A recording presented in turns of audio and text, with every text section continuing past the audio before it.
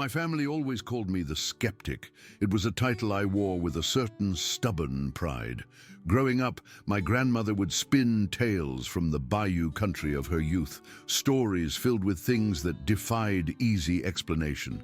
She spoke of creatures that walked on two legs, but were distinctly not human, of shadows that seemed to move with a purpose contrary to the wind, of sounds echoing through the swamp that belonged to no animal known to man. I'd sit and listen, a dutiful grandson, nodding at the appropriate moments, but inside my mind was a whirlwind of rational dismissals. Gran was getting on in years, I'd tell myself, and the memories of the old have a way of embellishing themselves, growing more fantastical with each retelling. This skepticism became a core part of my identity. For 37 years, it was my shield against the world's irrationality. Every grainy video of a supposed cryptid, every breathless account of a Sasquatch sighting, every wide-eyed believer swearing on a stack of Bibles that they had seen the impossible. I dismissed them all with a cool, logical wave of my hand. They were attention seekers, hoaxers, or simply people with overactive imaginations who had seen a bear in poor lighting and allowed their minds to fill in the monstrous blanks. I wrapped myself in that comfortable skepticism like a security blanket. Then, 5 weeks ago, my own security cameras captured something that tore that blanket to shreds, leaving me cold and exposed to a reality I had spent a lifetime denying. The silence since that night has become a crushing weight. I have to tell someone, even if it's just strangers on the internet who will likely conclude I've lost my mind. And maybe I have. But if I haven't, then people need to know what's truly out there in the wild places, watching us from the shadows, learning our habits, and sometimes deciding to get a closer look. My name is irrelevant to this account. What matters is where I live and what transpired there. I own a small, unassuming house in rural Vermont, situated about 15 miles outside a town so tiny, it's little more than a smudge on most maps. The property itself is just under 3 acres.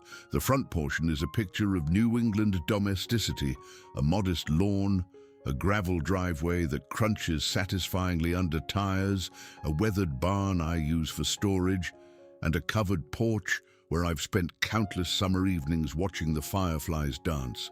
The back half of my property, however, is a different world entirely. It slopes downward into a dense, untamed forest that serves as a gateway to thousands of acres of protected wilderness.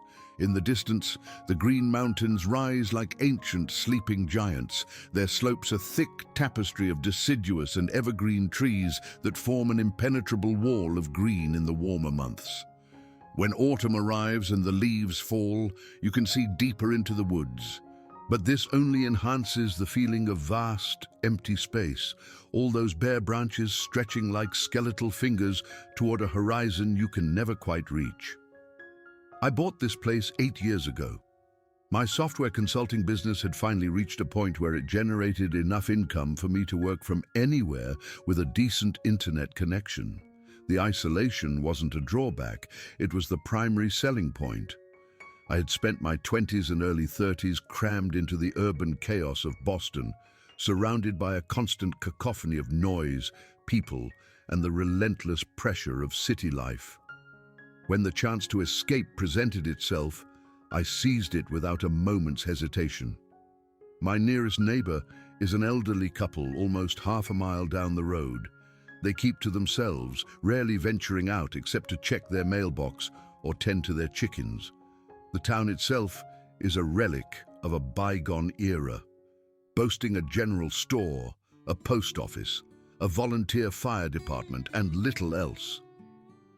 People move out here specifically because they crave solitude. It suited me perfectly. At least it did until recently. The strange occurrences began subtly in the waning days of late summer, around the end of August. They were small things at first, so minor that I barely registered them as unusual. I'd go outside in the morning to tend to my vegetable garden and find tools moved from where I was certain I had left them the night before. Not dramatically displaced, just shifted a few feet, as if someone had picked them up, examined them with a curious hand, and then set them down in a slightly different spot. Initially, I blamed my own absent-mindedness. I often work long hours, staring at lines of code until my eyes blur, and it wouldn't be the first time I'd forgotten the exact placement of an object, but the pattern grew more persistent, harder to ignore. A rake I was positive I'd left leaning against the barn would turn up lying flat in the grass 20 feet away. A pair of gardening gloves would vanish from my potting bench, only to reappear days later perched atop my woodpile. One morning, the strangeness took on a more deliberate, unsettling quality. I found 3 of my hand tools, a trowel, a cultivator, and a weeder, arranged in a perfect, precise row near the edge of the forest, lined up parallel to each other with exactly equal spacing between them. This wasn't absent-mindedness. This was something else. The garbage became the next mystery. I keep my trash cans in a small wooden enclosure behind the barn, a sturdy structure with a latching gate designed to keep out wind and animals. For years, the system had been flawless. Raccoons couldn't get in, bears couldn't knock the cans over, and everything remained neat and contained until garbage day. Then suddenly, I began finding the enclosure gate open in the mornings. The cans themselves were disturbed, but not in a way that suggested animal activity. The lids would be carefully removed and set aside, the contents rifled through and sometimes scattered, but nothing was ever actually eaten or taken. It was as if something was searching for something specific and finding it absent, left in disappointment. I decided to upgrade my security and added a padlock to the enclosure gate, a combination lock that required 3 numbers to open. 2 days later, I found the gate standing wide open, the lock hanging undone from the latch. It wasn't cut or forced. It had simply been opened as if someone or something had either known the combination or patiently figured out how the mechanism worked. That's when a genuine, deep-seated sense of unease began to take root.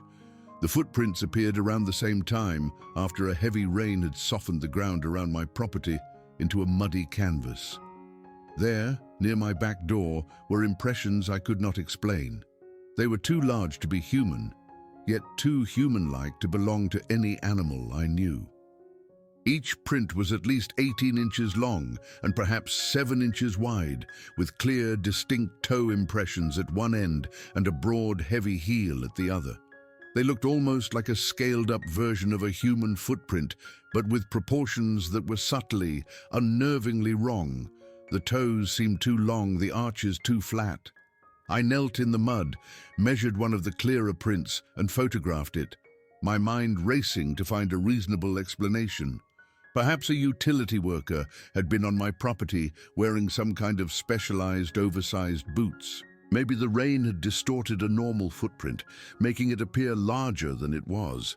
Maybe I was just tired, my eyes playing tricks on me in the morning light.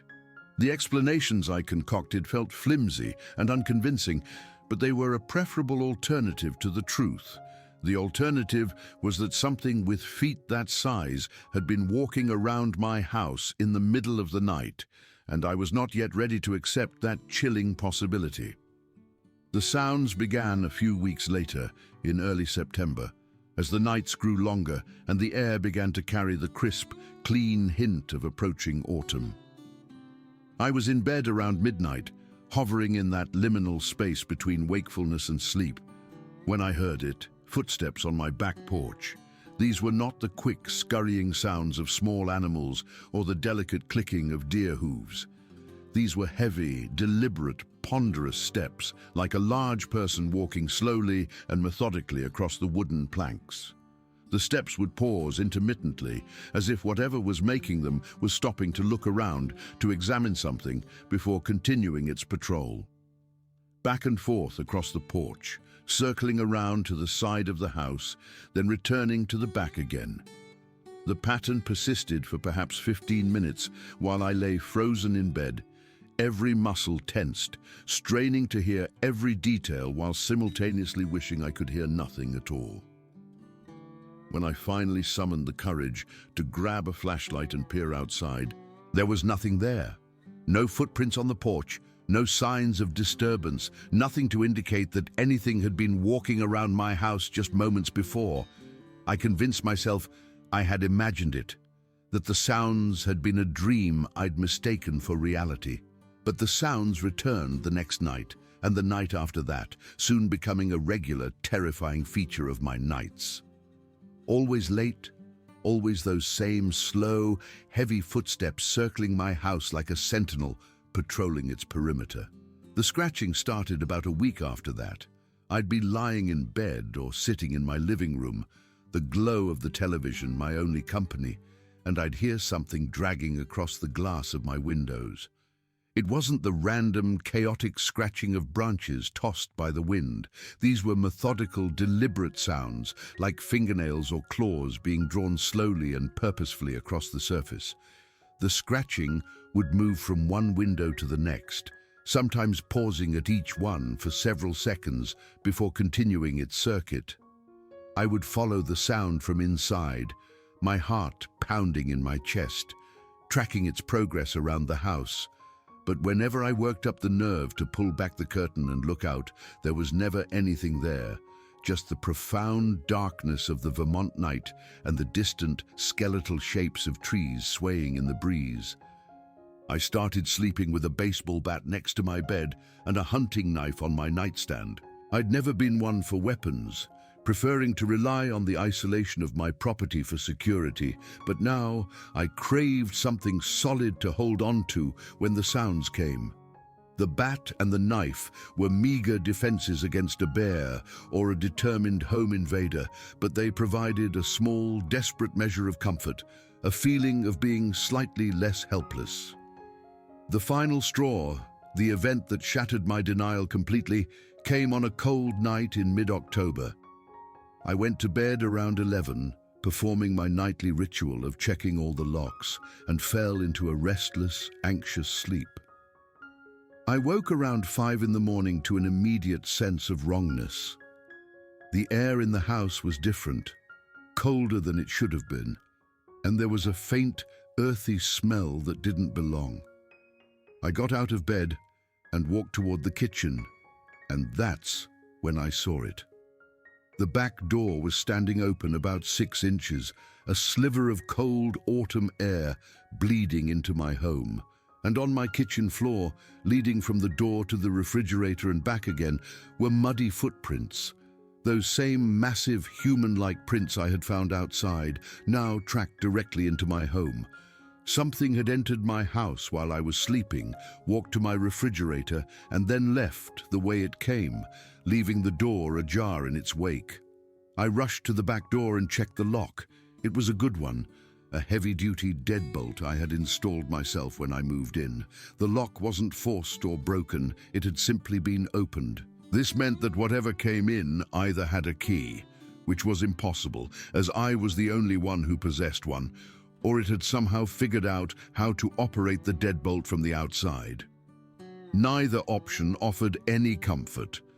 That day, I drove 40 minutes to the nearest town with a decent hardware store and bought a complete security camera system. 4 wireless cameras with night vision, motion detection, and enough storage to record continuously for weeks. The whole setup cost me nearly $1,000, but after finding those prints in my kitchen, I would have gladly paid 10 times that for some answers. I told myself the cameras were a sensible safety precaution. There had been a few break-ins reported in the wider area that summer, isolated houses targeted by opportunistic thieves. The local sheriff's department was stretched thin and had made little progress. A security system seemed like a reasonable measure for anyone living alone in a remote area. That was the story I told myself, but deep down, I knew I was looking for something else entirely. I wanted to see what was leaving those footprints, what was walking around my house at night, what had come into my kitchen while I slept. I wanted proof that I wasn't losing my mind. Installing the cameras took the better part of an afternoon. I mounted one above the front door, covering the driveway and the approach to the house.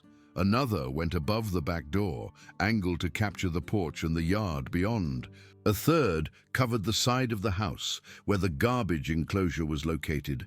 And the fourth I positioned in my kitchen, pointing out the window toward the tree line at the back of my property. The system connected to my home Wi-Fi, linking to an app on my phone that allowed me to monitor all 4 feeds in real time and review recorded footage. I could also set up motion alerts that would notify me whenever any of the cameras detected movement. For the first several days after the installation, nothing happened. No strange sounds, no disturbed garbage, no mysterious footprints. The motion alerts would occasionally trigger for deer passing through the yard or raccoons investigating near the barn, but nothing out of the ordinary. I began to think that perhaps the cameras themselves were a deterrent. The blinking red lights indicating they were recording might have been enough to scare off whatever had been visiting. Maybe it was over. I should have known better. 3 weeks ago, on a Thursday night, I received my first unexplained motion alert at exactly 2:23 a.m. My phone buzzed on the nightstand, jolting me from a light sleep. I grabbed it, my heart already beginning to race, expecting to see footage of a deer or perhaps a stray cat. When I opened the app and played the recording from the back door camera, my blood ran cold.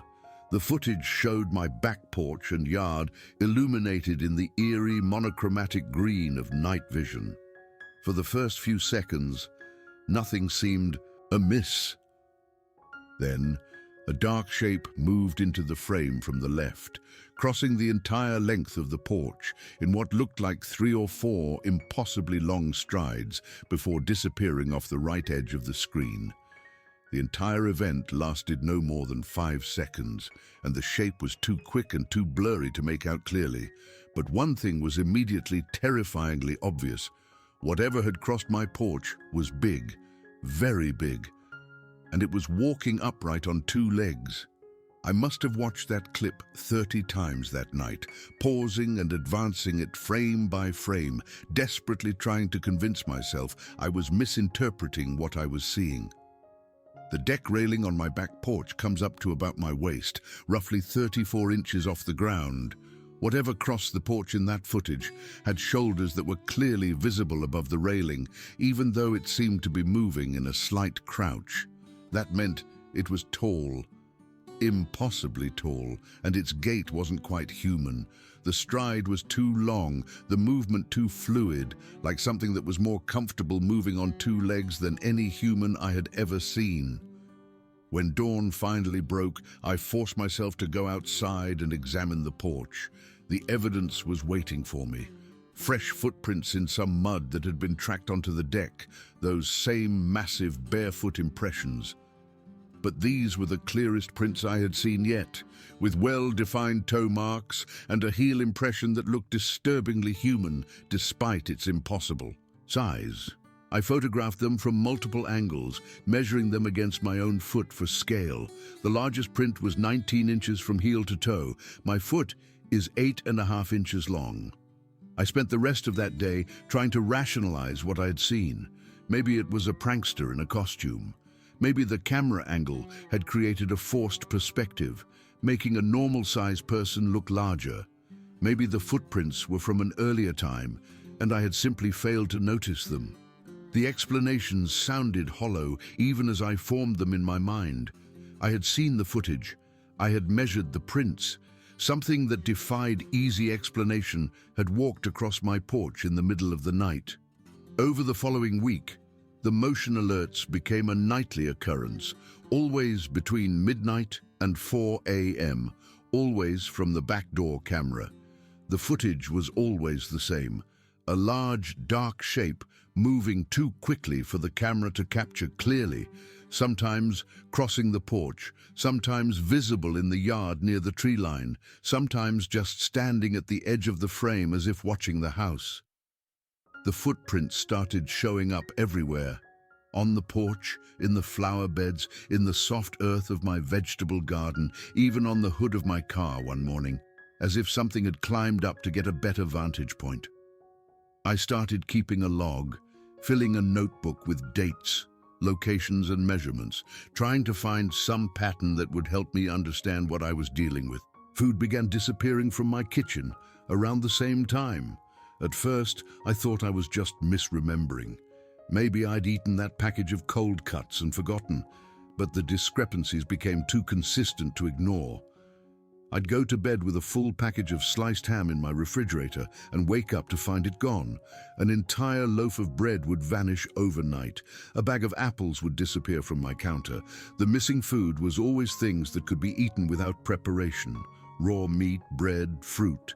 The frozen dinners and canned goods were always untouched. I installed a sliding bolt lock on my kitchen door, feeling ridiculous as I did so. The bolt didn't help. The first morning after I installed it, I woke to find it unlatched and more food missing. Not forced, not broken, just unlatched, as if whatever came in had simply figured out how the mechanism worked. This wasn't some animal acting on instinct. This was something that could observe a lock, understand its function, and defeat it with intelligence. I decided I had to stay up. I needed to see it with my own eyes.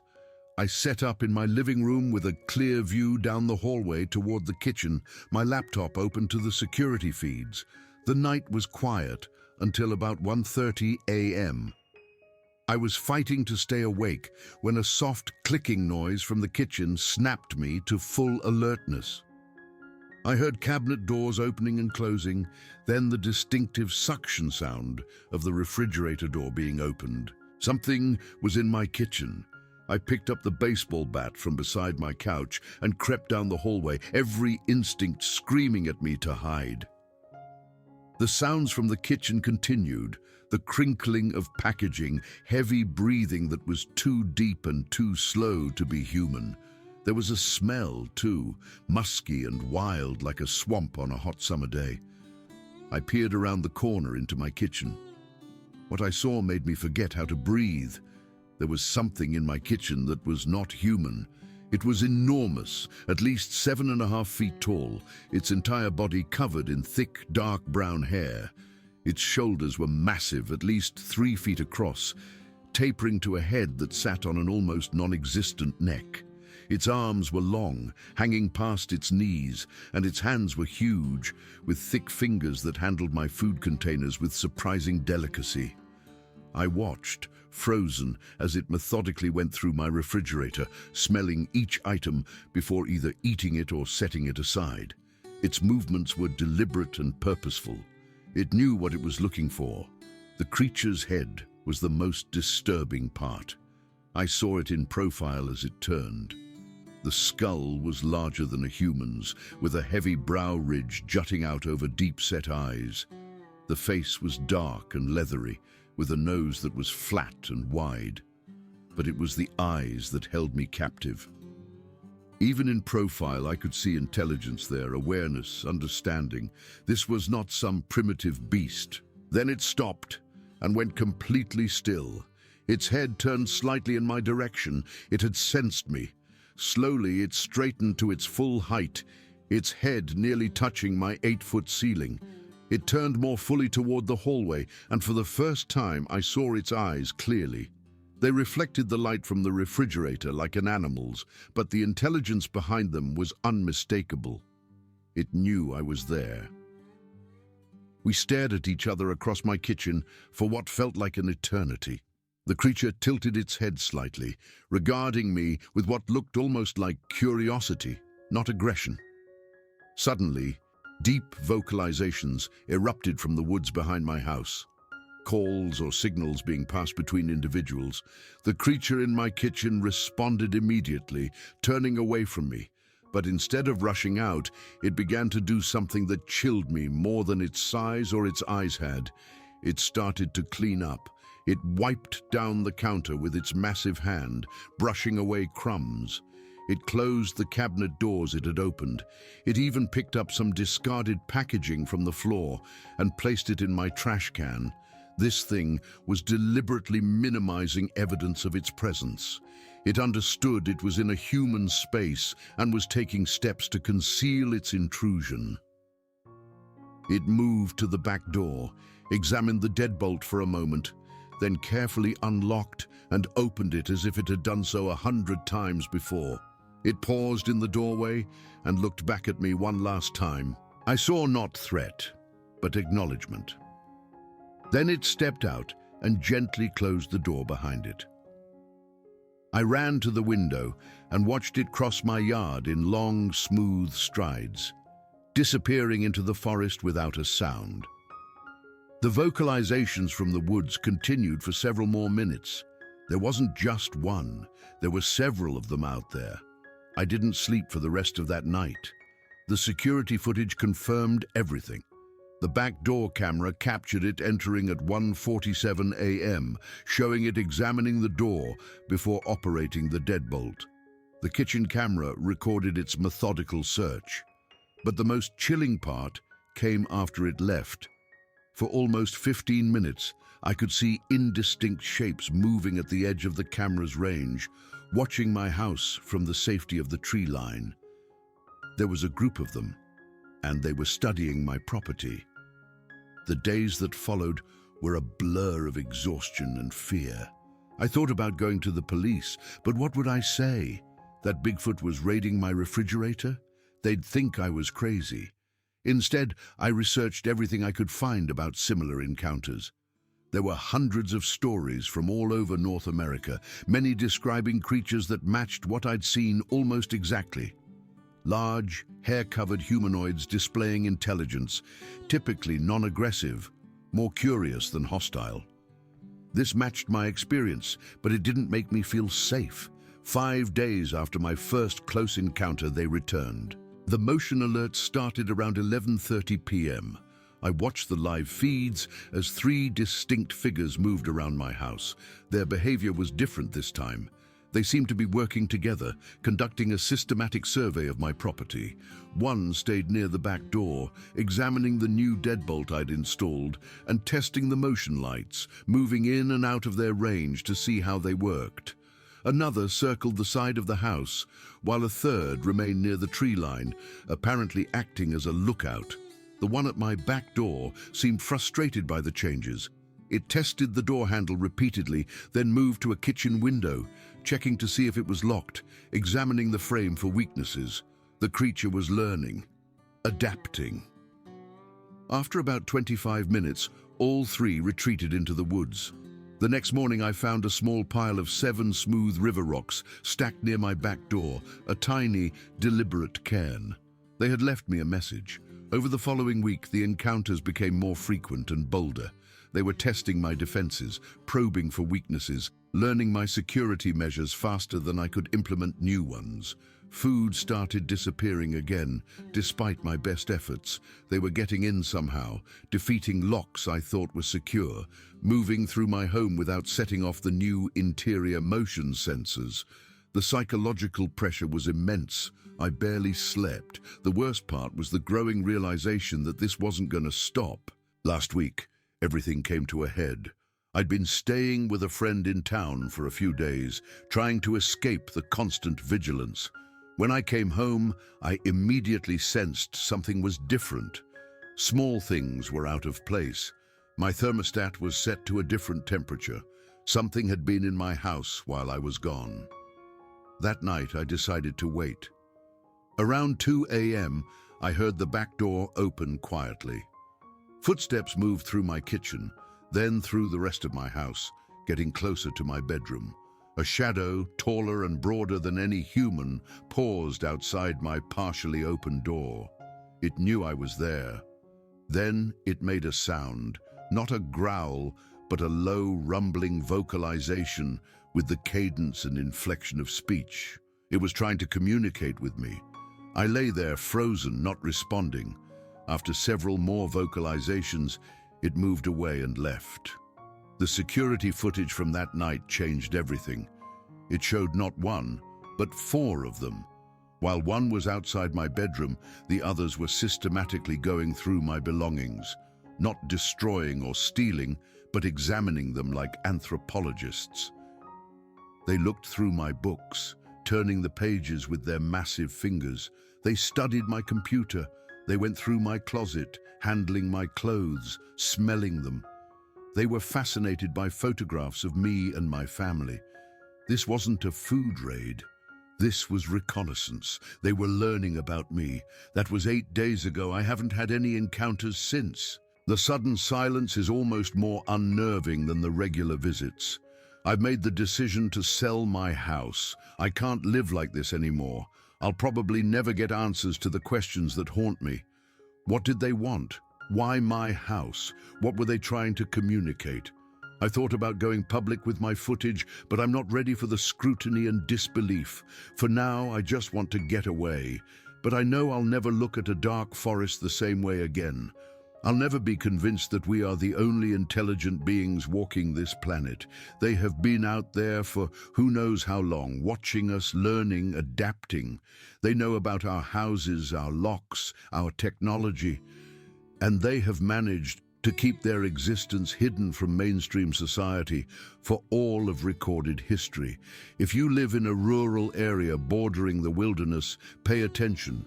Missing food, disturbed garbage that doesn't look like animal activity, unexplained footprints, strange sounds at night, objects moved from where you left them. These might not be random occurrences, and if you install security cameras, be prepared. You might capture something you never expected to see. I never believed in Bigfoot 5 weeks ago. Now, I don't know what to believe, but I know what I've seen. I know what my cameras recorded, and I know they are out there. I've started talking to some of the old-timers in town. Harold, the librarian, led me to a back room filled with uncatalogued town archives. I found newspaper clippings from the 1890s describing wild men in the mountains and settlers' diaries mentioning hairy giants. Robert, who runs the local diner, told me his grandfather used to tell stories about the forest people. He's had his own encounters and believes they are a native part of the ecosystem, not monsters to be feared, but neighbors to be respected. He thinks they've been more active this year because a harsh winter and poor berry crop have forced them to range farther for food.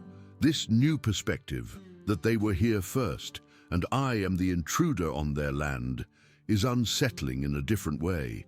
It doesn't make the experience less frightening, but it reframes it. They aren't just invading my home, they are investigating a new structure built on the edge of theirs. I'm selling my house. I'm moving somewhere with streetlights and neighbors and no forest within walking distance.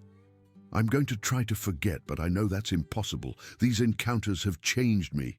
I flinch at sounds I never would have noticed before. I scan tree lines automatically.